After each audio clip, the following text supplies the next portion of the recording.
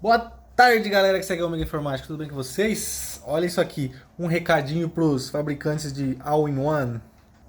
Ó, faz assim, cara. Faz assim, ó, com tampinha. Só pra gente tirar a tampinha, trocar o HDzinho por um SSD, memória.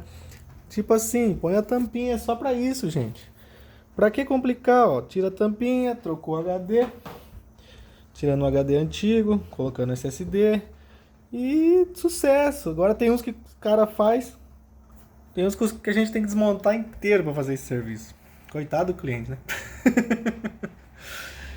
Fica a dica aí, engenheiros maldosos.